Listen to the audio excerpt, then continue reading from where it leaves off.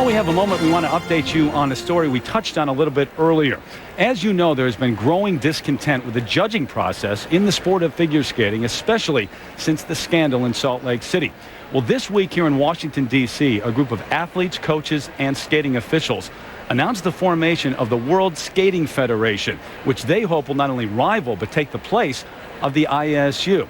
Now, it's their hope to form this body so that it is a governing body of just figure skating, not figure skating and speed skating, as is the case right now with the International Skating Union. It's their hope to restore pride and integrity to this sport.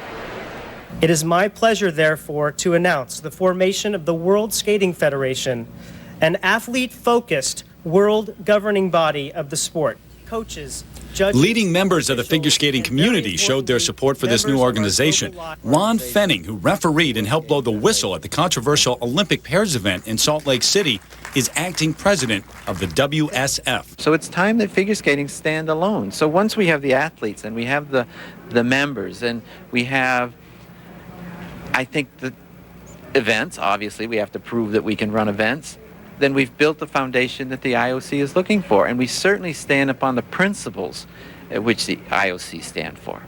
And I think what the World Skating Federation wants to do is to really honor the sport. Figure skating should govern figure skating. They shouldn't be governed by another sport. It's silly, it's stupid, and it's obsolete. During the press conference, it was announced that the United States Figure Skating Association had endorsed the principles of this new organization. That's a good start for us to start off with the United States Figure Skating Association, and we intend to go get the other member federations to endorse us as well. However, hours later, the USFSA declined any affiliation with the World Skating Federation. The U.S. Figure Skating Association does understand the frustrations that some people feel regarding figure skating today. We have not endorsed the new proposed organization.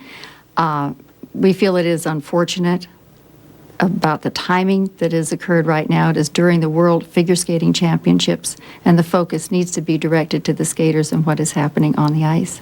And the International Skating Union president, Ottavio Cinquanta, feels that the ISU is in full control of the sport.